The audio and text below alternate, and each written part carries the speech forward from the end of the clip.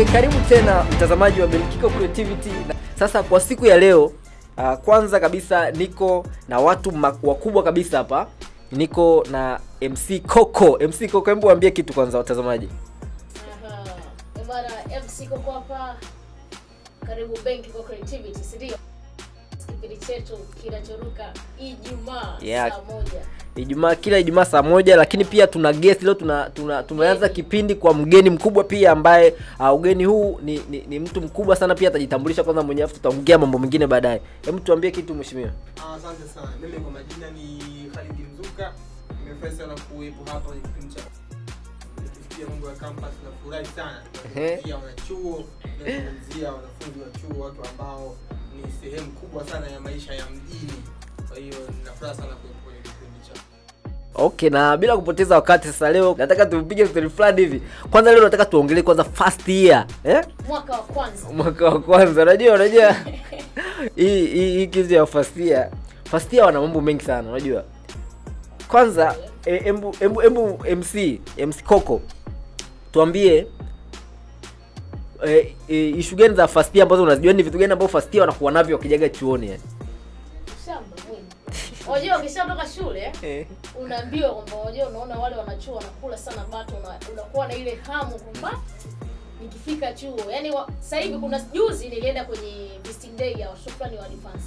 Wasema sisi tunachoka, tunaangalia mwanzo form 6. Tunataka tuje chuo. Naambia huko mnapopataka sio patamu. First year ni ngumu, hamna mwaka mgumu kama first year kwa sababu ndio unakuwa kwenye mazingira mengine. Mageni sana kuanzia academic, social, kwa sababu shule unabana. Huko unaachiwa. Kwanza mtupe experience yako kwanza. Wewe first year yako, yaani mara ya kwanza ile kufika chuo. Tupe zile wiki mbili za kwanza zile. Ulionaje maisha ya chuo? Lazima mimi sikujifanya mshamba, ilikuwa mimi mtawa.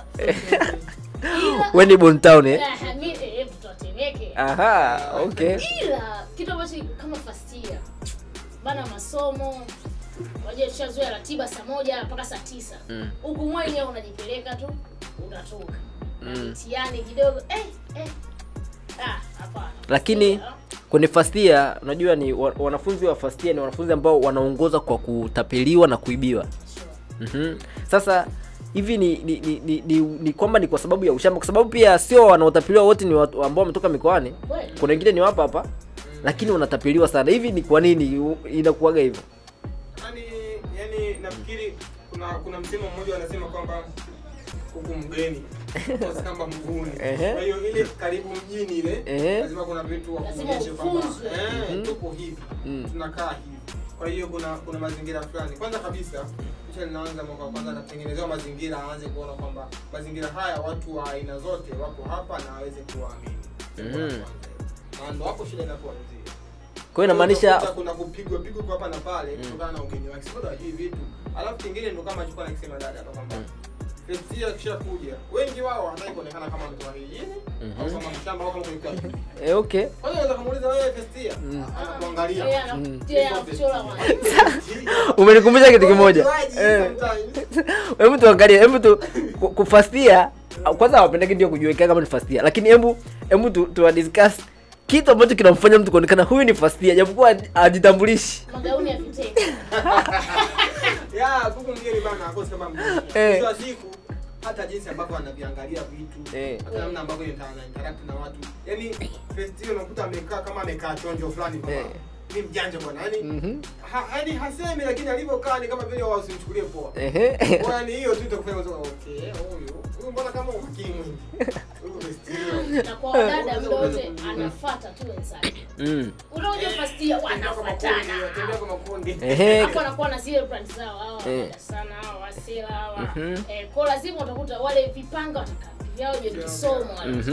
Hiyo ndio nature ya first year. Wale ambao wanakuja chuo wanaonyesha fashion. We are fashionistas. First year. Mtu jua kali na bado kapiga lile koti. Bonge la kama msanii hivi. It's all about fashion, unajua. First year anatamba, na wengine wamekuja kwambia mimi nitautoa sana mademo first year. Amejipanga kabisa. Amejipanga kabisa, mimi nikienda lazima niokoe sana mademo. Kwa na control fulani kwa fashion na nini. Muonekano sana. Afanye vitambaa sheni. Unajua kuna nguo zingine matambaa yameunganishwa. Na ukiwa mtu wa busha utakuchukua yule tu mwanaume anafaa rangi. Ukute hapo unatupa experience ya vijana wanakutana nao. Inawezekana alikupagawisha. Ukaja kwenye mfumo. Akaingia kwenye mfumo hii. Sasa tunawasumu, unajua ukiwa unaishi maisha kama hayo unapata experience kutoka kwa marafiki zako. Unaona kabisa like mtu anakuambia yani pale that man is very smart. Hebu nionyeshe that smart man ambaye unamzungumzia. Cheesy kisa fashion. Unajua sometimes girls tunapenda vitu vidogo. Yeah, ni kweli. Kisuruali kimkanda cha chuma kina diamond. So unajua na first year mtu sana demo anapenda hivi na mimi natilia mkazi. Lakini third year anapofanya ni tofauti na first year. Sasa Coco, hebu tupe experience moja ya first year kutapeliwa au kuibiwa. Yaani tupe kama kuna story ambayo ushaikusikia kuhusu kutapeliwa kwa first year. Sasa scenario ilitokea. Nakumbuka kuna story ilikuwa ni trending sana ile ambapo kuna first year aliuziwa kimbweta. First year mnabidi mjue kwamba vimbweta haviuzi. Vimbweta waongeza ni nini kwanza? Vimbweta? Inaitwa Kiingereza. Tunajua tu vimbweta. Hapo unajua kwa kitu kwanza unajua kuna watu wengi sana watakuwa hawajui si wenyewe. Kimbweta. Kimbweta in English. Seto. Sasa nikashangaa mtu unauzwaje ile zege. Maana lile ni zege. Na mtu ambaye kabisa hichi kitakuwa cha kwako na nini analipa hela anaondoka. Wewe unatapeliwa. Kimbweta hapa shuleni sio kwa vipo. Au mtu kafia neno la Kiingereza labda anajua Kiswahili anashangaa what's kimbweta. Okay. Bali kimbweta. Kimbweta vile. Kuna wengine pia kuna wale wanafunzi ambao yaani ukiingia unajua saa nyingine wanafunzi wale wageni first year wanakuwa wanamuamini kila mtu. Umeshakutana na scenario ambayo mwanafunzi ananunua simu ya mkononi ambayo mtu anamuuzia tu from nowhere. Yaani mtu anakuja nayo simu anamuuzia. Mtu anakuja anasema bwana sikia dogo mimi nina shida bwana na mimi simu yangu kali hapa lakini nakusogezea wewe mimi niachie kwa 40 niachie 100,000 hii simu mimi nakuachia. Anamwamini kwa sababu wanaaminishwa kwamba chuoni pale wako watu wa rika zote. Okay. Wengine washafanya kazi kule kuendeleza. Kwa haoni kama bado ni mtaani au vipi. Anaona kama okay. Anamuuliza labda wewe unasoma kozi gani? Anamwambia kozi. Yuko mtaje hata kozi hata haipo. Unaambia kozi pia nyingi sana. Kwa okay sawa. Kwa cha kuangalia tu ni kwamba iko vizuri, unaweza kuwasha mzima, ile picha okay sawa. Ni nyuma yake ndio kuna mambo sasa. Kuna watu na vitu. Pigwa na vitu vizito unakuta simu umeiba. Kwenye kipindi cha mitihani kulikuwa na scenario ya wizi wa simu. Juzi hata sisi wakati tunamaliza mtihani, mabegi mawili yaliibiwa. Chap wala mzigo. Ala siku watu wanafuatilia Causeway sasa. Katokea scenario mchizi kaiba simu kwa mdada. Akaona ameonekana na mtu. Afu akaenda kumpa mwingine like nishikie na mimi. Afu kwa yule mdada naye akawa anazungumza simu imetoka pale. Ikaenda pale. Kwa sababu scenario ikaja yule dada alipoanza kuuliza simu yake akamtonya kwamba bana simu yako anayo fulani. Yule dada akaja direct kampanikia huyo. Umeiba simu yangu. Mwamba kwa siri simu chape kwa. Nani kaiba simu yangu? Fungua begi, demo hapo analia. Fungua begi kweli? Simu ilikuwa lakini mchizi akamwambia simu mimi sijaiba. Kama umeibiwa kuna mtu aliniambia mimi nimshikie. Nimshikie wizi kwa first year na kwa sababu ni wageni. Basi scenario ni nyingi sana za wizi na watu wasipokuwa makini. Itaturamba. Hebu waambie unani first year wanachangamkia hapo. Yaani umakini unaanzia hapo kama nishapiga. Kwa sababu kuanzia hapo kanakuwa kwa umakini ambako hata kuja ingie tena. Unajua wanasemaga experience is the best teacher. Ukishakutana na hiyo scenario inaweza ikakufundisha kitu. Kwa mfano kuna ile scenario moja ambayo mwanafunzi alinunua simu ambayo mtu ameenda kuiba huko. Nadhani hapo Coco unaweza ukanielezea vizuri hiyo scenario ilikuwaje? Yeah, sure. Ilitokea scenario kwamba mwanafunzi kanunua simu ya wizi. Unajua mimi ukinijia simu hii hapa, mimi sijui kama umeiba, mimi nanunua. Kwa the guy akanunua ile simu. Mwisho siku ile simu ilikuwa ni mjinga. Akakanyaga. Sasa unajua na watu wengine kitu chake cha hela hawezi kukiacha. Chizi akaona sio kweli mimi mwanajeshi niwe na mtoto. Track simu ikawa inasoma sana. Basi yule mwanajeshi ikabidi atumie tu akili. Wakatafuta namna kumpata yule jamaa ambaye anaitumia simu kwa sasa. kwanza kuwasiliana naye. Unajua some men are very soft to women. Sure. Alitumia wanawake sasa kumkamata the guy, alafu like uko wapi na hiyo simu umeitoa wapi? Mtiza akawa anamiminika tu like baby baby. Mtiza anaona my phone nimenunua somewhere, so unajua. Walipopata the exact location sasa ya yule jamaa kwamba ile simu kweli ameconfess imenunua kwa mtu lakini hana kama ni ya wizi. Na akatoa kabisa, mimi niko CD right now, you can come see. Sure. Hana habari kwamba anakuja na manjemba sasa mambo hivyo. Amepoa zake Defender hero. Defender vipi? Kuna mtu wetu sisi tunamtaka. Mputa ilikuwa ni almost chaos pale chuoni. Walinzi wanashangaa like what's going on, mtu anambia kuna mwizi wetu huko ndani na nini.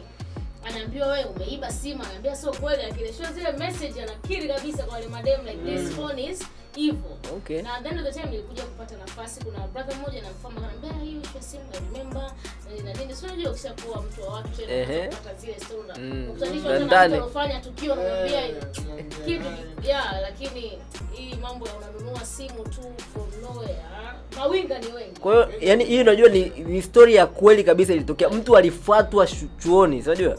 Mtu alifuatwa campus, alikuja kuchukuliwa na Defender kwa sababu ya simu tu umeuziwa na mtu ambaye haumjui. Yani inawezekana mtu ameenda amefanya utapeli huko, amekuja amekuzia ile simu, inakuja kuletea tena shida wewe mwenyewe. iPhone X unauzia kitu cha bei kubwa kabisa. Bei kama na shida bwana, mimi nataka kununua vidonge na mgonjwa. Na boom linakuwashawasha. Hapo kwenye boom. $600. Sasa ngoja hapo nimepata kitu. Hivi kuna wale first year wakipata boom kwa mara ya kwanza. First year ameshika boom kwa mara ya kwanza $600. Na unakuta huyo aje kumiliki hata $50 ya kwake. Amepata $600, ametoka mkoani huko wapi huko, ameandika tu hizo nani, akapata mkopo $600 imeingia kwenye account. Hao wanakuwa wanafanyaje? Mkopo kwenda mbele anavaa nguo mpya. Yaani siku unapata mkopo tu Karume. Sasa bomu ukipata cha kwanza lazima isikuwe shida. Huko tuna sherehe. Bomu wanao wana bomu na vimba. Ni letu. Bomu ni letu mwanetu. Na usiombe bomu umesaidiwa kupata unajua leta kukusaidia. Kuja tuandike. Kwa wanetu. Na wanetu. Bomu la jumuiya. Bomu hawana. Bomu hawana. Kwa scenario kama hiyo. Ila kwanza inabidi tufanye mfano. Kwa bomu kama hivyo kwanza utakuta first year wengi wanaangalia mavazi. Nilikuwa navaa hivi right now nishapata mtu akishapata bomu anapendeza. Unampa wiki moja hivi bomu linaanza kupotika. Bora ambaye hana bomu. Unajua mtu siku unaona bora yule ambaye hana bomu. Hata daiwa. Ulikuwa unapata $600 inapotea. Bomu imetoa pia opportunity kwa watu. Kuna watu ambao of course labda hawakuwa wamepanga sana kuwa na boom, labda kununua nguo nini. Akaona hapa boom langu mimi pesa naweza kukaa nayo. Kaanza zake hiyo boom kama mtaji. Anauza karanga, anauza kalamu, anauza maandazi. Yaani kuna wale watu ambao yani hana aibu yoyote. Okay. Na wamenitumia boom na wale watu wanakuwa ni focused. Yaani unajua asikilize maneno ya watu. Kwa sababu hapo ameanza kuuza labda phone accessories nini. Kuna watu boom wanahistoria nalo. Nzuri kabisa. Kuelezea mpaka amekuja kufungua duka la simu. Lakini alianza na boom na mwaka kwanza. Na mwingine unakuta alianza nalo ile boom la kwanza alipiga na wana pombe nini likaisha. Lakini kamkaza. Boom la pili, la tatu ndo akatumia vizuri. Kwa hiyo kuna watu wengi sana ambao wanahistoria sana nzuri na boom. Hiyo pesa ya serikali. Na pia boom sometimes mwanaume akipata na vimba like wangu ndo anapata boom like so. Wewe kuna boom la vijana ngapi? Boom so mimi nimeshakula boom la watu wawili. Mbona nimeshakula watu wawili. Sasa usiombe mbago ule boom la msela. Unajua boom la msela anakupa 20 anaipigia sana kumbe mimi nimetoa. Nimehudumia. Lakini mimi nakwambia majukumu ya kupata bomu na kuanza kujiona wao ni makontawa kwa pisi. Umeona $600 yote unaitumia kwa pisi. Baby sina. Ila kwa nini pia wanawake hamnaga huruma kabisa? Yaani unakuta mimi na boom na yeye ana boom lakini la kwangu ndo linatumika. Why? Kwa nini iwe hivyo yani? Bado kama tuna wewe una bomu lako. Shida sio bomu langu. Lakini sio unataka lakini. Wana nani? Nani anataka?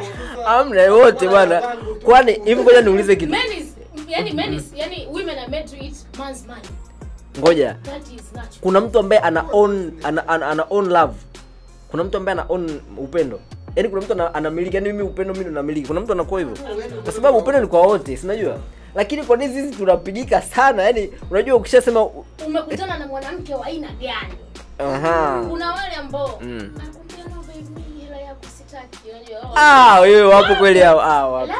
Mfano mimi ushakula umeshatoa umekula bomu la watu vijana wawili wengi mmoja ni analia msela mshilini yangu kubwa so ya naona ukiwa na huruma kuna muda pia unaweza pia kuchangia ya kweli ukipata mwanamke ambaye kidogo unamwambia like wana kingine wapendi kuomba hela bomu lako na mimi na la kwangu kuna vitu vidogo ni haki yako kuprovide. Unajua kuna mwanaume mwingine aniomba hela kwa kuna mtu anafanya hata voucher I beg you voucher ila kuna wale wachunaji tupo kazini wale wachunaji tupo kazini naomba phone ya kusuka sina ndio na nyingine nimebanwa natoka gauni basi babe tutoke wote siwezi bado umeona napigwa sana vijana anatuambia mimi siwezi kutoka na wewe lakini nataka nitoke. Kumbe pale tunapigwa pale. Pale mnapigwa. Pale unachangia pale. Ai. Usiombe wewe mnyonge, yani wewe ndio umempenda mwana. Basi. Tunakutana na mimi. Sure, pole ni sana. Aisera, nimependa kwanza hizi unajua hizi stories za campus always ni very interesting kwa sababu ni maisha ambayo tunapitia sana. Na ni maisha ambayo yani yanatuzumiza sidhani kama sasa hivi kuna watu ambao hawajui kabisa maisha ya chuo. Yani ni lazima watu wamepitia, kama hujapitia chuo lazima unajua nini kinachotokea chuoni.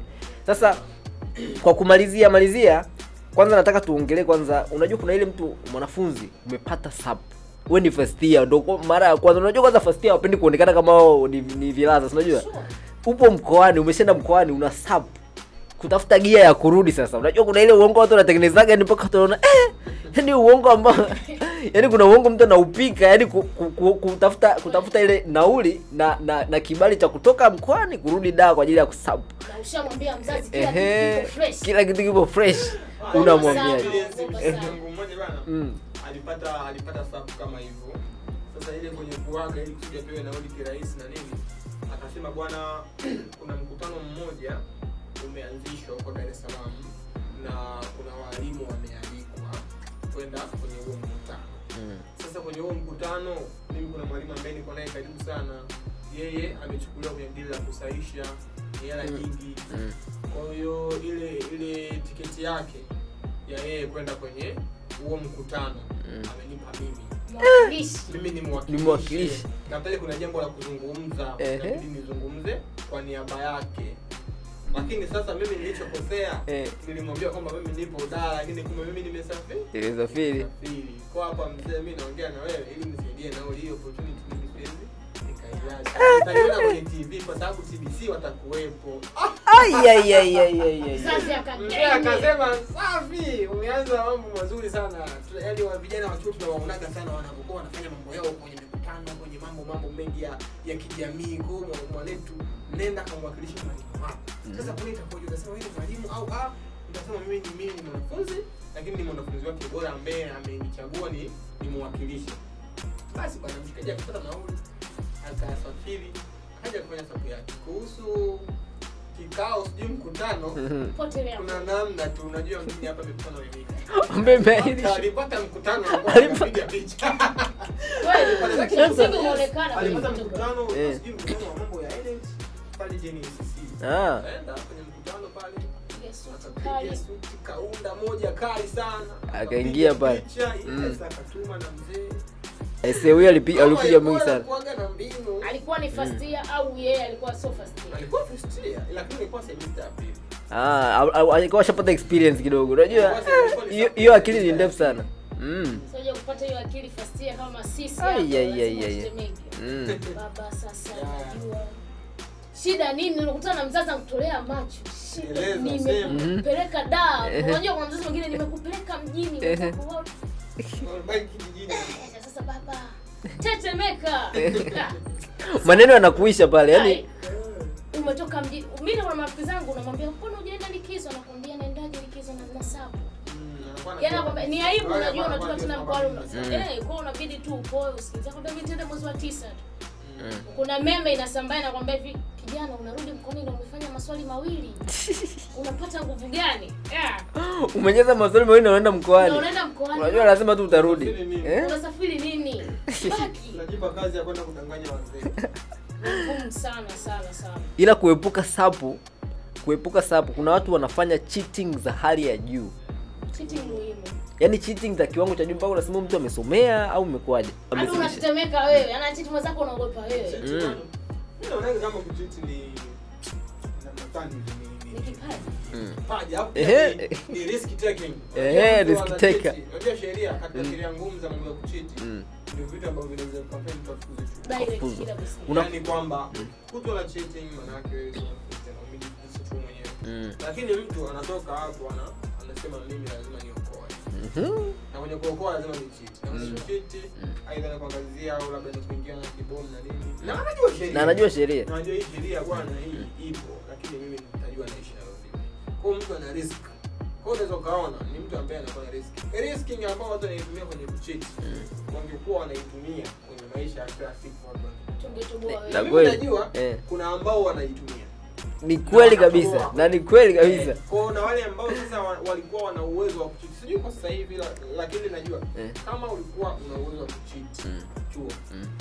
Sasa hivi tafakari unafanyaje? Na kama mimi nakwambia kama kuna mtu alikuwa na cheat. Mimi nasema kama ni kwenye maisha ya kawaida, iwe kama ni hacking sasa una hack mfumo ya wewe kuishi vizuri.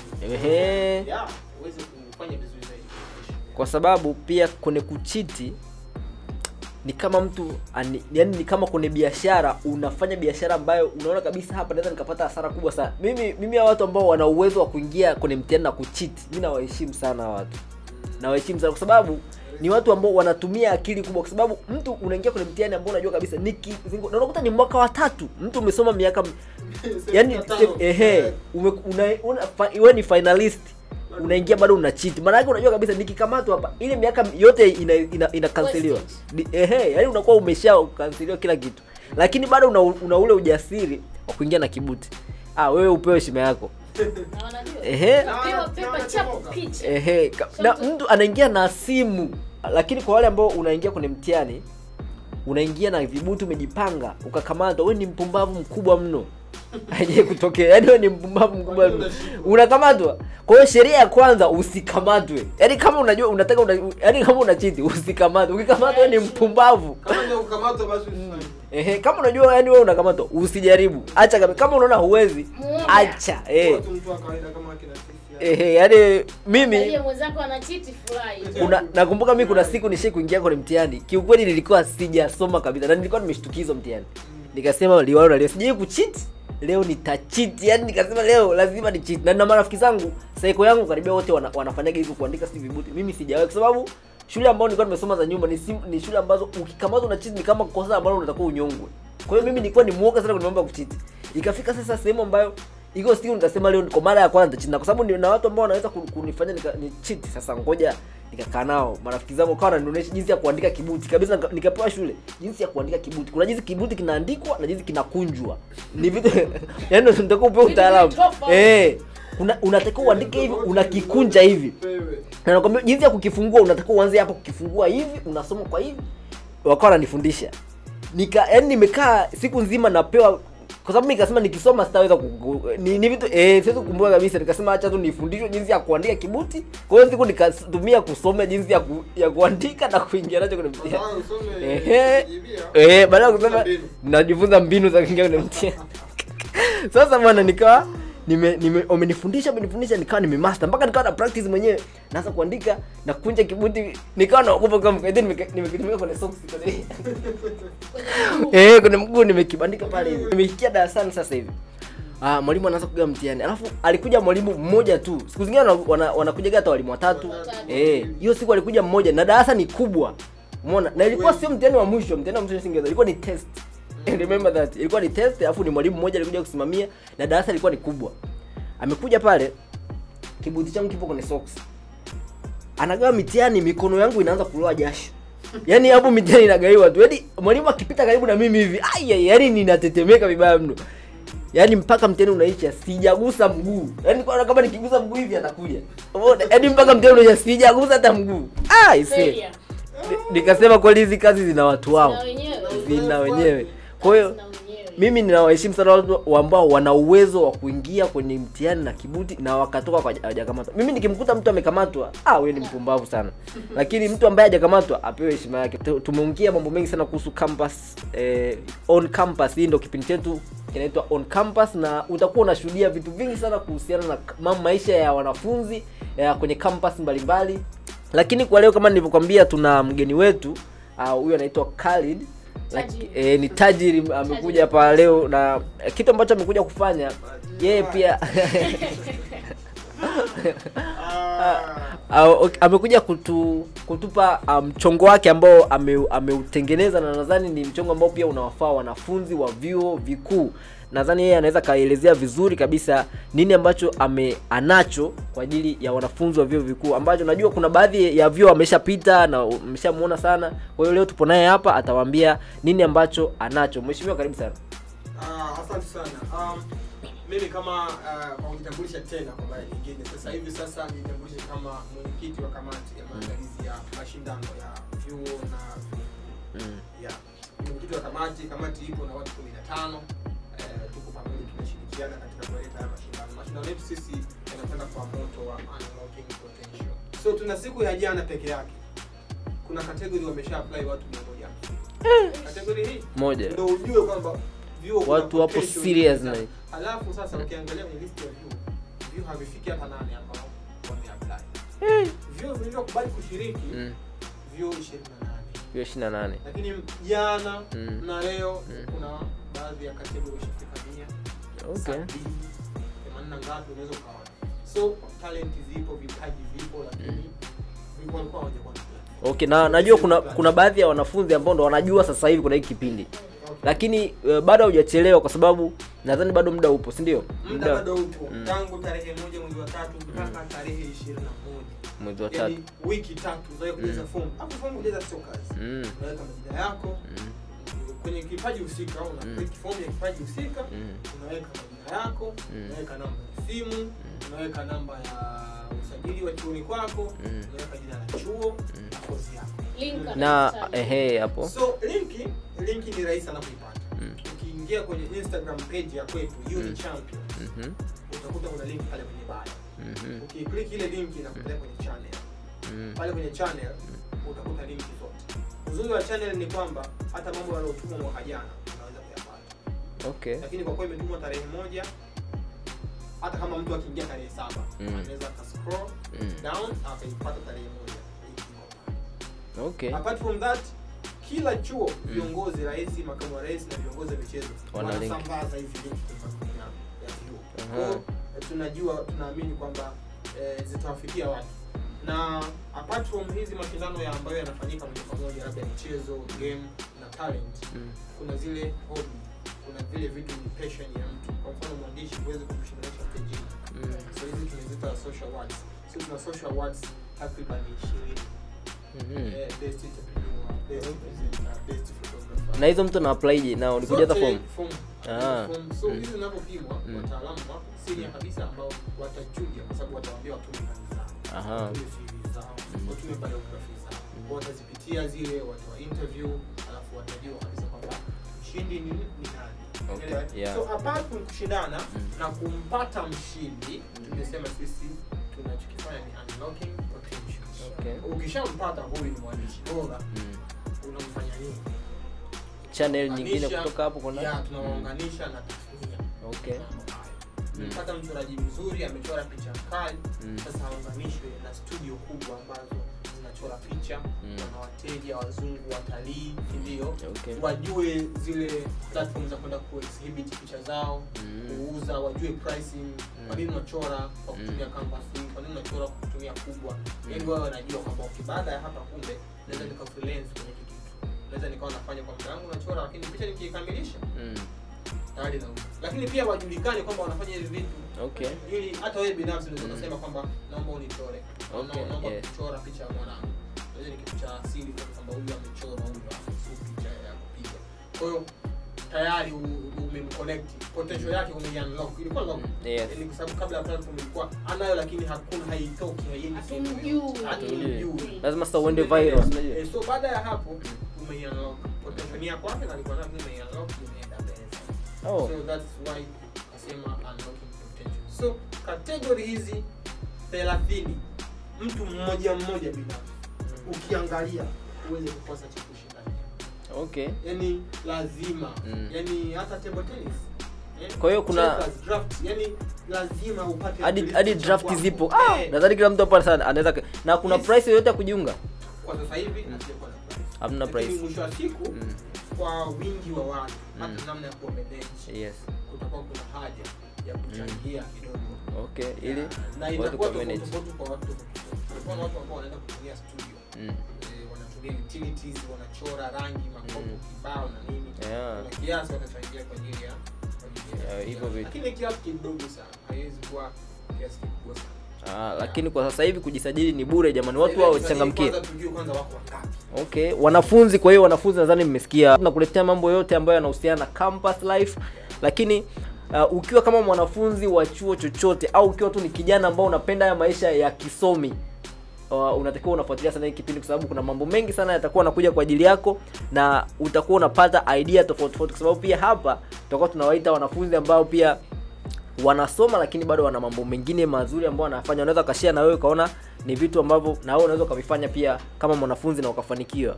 Kwa hiyo kwa leo nadhani tumefika tamati ya kipindi chetu katika channel yetu ya Benkiko Creativity, na nadhani kila Ijumaa usiache kufuatilia kwa sababu najua mambo yatakuwa ni mazuri zaidi. Nikiwa na co-host wangu hapa Coco MC Coco. Tukiwa tupo na tajiri yani mambo yatakuwa yanaendelea kunoga. MC Coco amekuelewa unajua. Kwa MC Coco amekuelewa. Nataka tu boom ile 28. Mpaka nishasahau. Kitambo sana. Kipindi hicho wewe boom lako la kwanza utumia kufanya nini? Boom langu la kwanza mimi sijawahi kufaida na boom. Huko apply. Au ulikuwa na ile boom la wana?